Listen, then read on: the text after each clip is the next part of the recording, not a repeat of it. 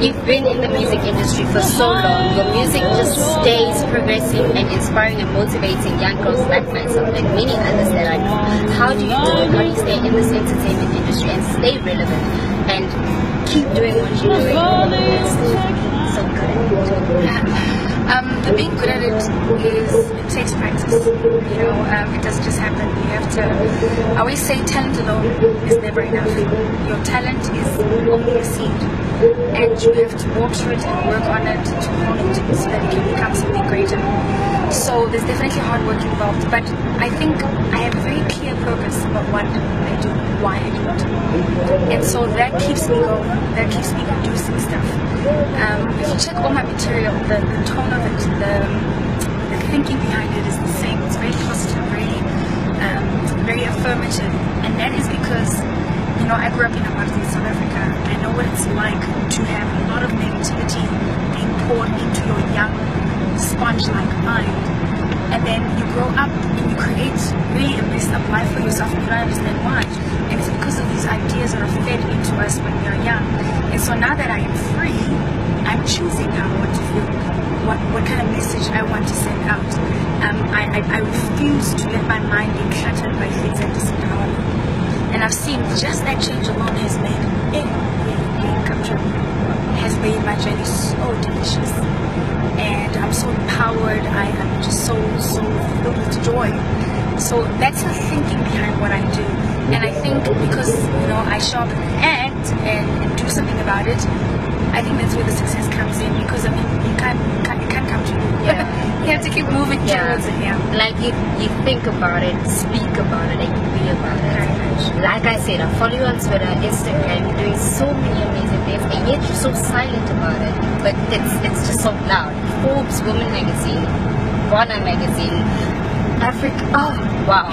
How do you even keep up with such a busy schedule and so stay so humble? I think it's because I'm very. I think what grounds me, to be quite honest, is that purpose. I think I'm a servant of something greater than myself. So that's very clear to me. I don't think I'm better than anyone. In fact, it's important that nobody pleases me. Actually, that makes me feel a bit weird. Because for me, behind these eyes, I'm the same girl.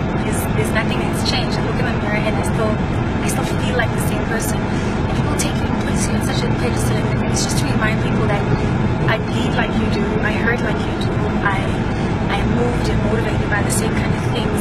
And the reason that's important to remember is because there's nothing I do that you can't. And for me, that's so key for people to just grasp that it becomes a pleasure to become like an example. So I feel that grounds me, but also something that literally, the most grounding thing I have is love. And I have great love for my family, for my friends. Amazing sisters, in-laws, husband. My relationships are very good for me. So I find that reminds me of what matters most. When people that are so adoring can sometimes place you up there, I miss just being the people that see me for me. So, wow, I am amazed, I am inspired, and you keep inspiring and motivating yourselves, like I keep saying. And you speak a lot about a purpose-driven life, and you spoke also about growing up in apartheid and having negativity always flowed into your sponge-like mind. Growing up today, still young girls believe that negativity is the key. Being positive is something of an outskirt. Ego, you're so deep. Yes, that's what I'm also about. And every time I think about it, and when I was listening to you speak, that's what I was just about.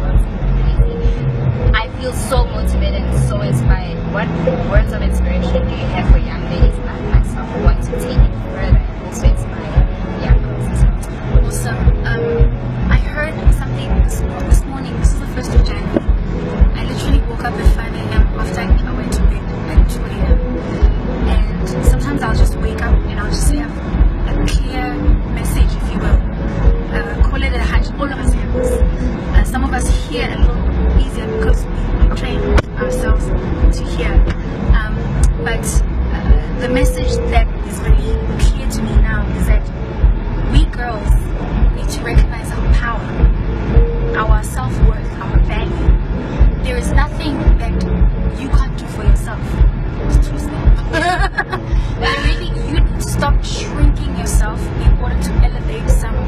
situation, some man. That's very, very key, is that you get most out of life if you are born with a purpose. There's something that you are here on this earth to do. And if you keep shrinking yourself, this thing dies within you. It literally, you will never be fully happy. Not all the weaves, not all the makeup, not all the money, all the sex for that matter, all the drinking will fill that void. You will keep sucking in sort of poison, trying to fill in something, and what's missing is a sense of self-love. You are as powerful as anyone that you admire out there. And for you boys watching this, stop subduing women. There needs to be an equality with the species. We are whole because we are different, but we complete and complement one another. But if one does not raise up to its level, this one also gets contaminated by too much power. So we need to just reach the earth, and I mean this sincerely from the heart. You become more beautiful, you feel great about yourself if you allow yourself to be all you can be. So no excuses, go to school, go fulfill your dreams. It's okay, for instance, to marry a rich man, but don't forget yourself in the process. Don't just sit back, be involved, be a person of value, not just a pretty face.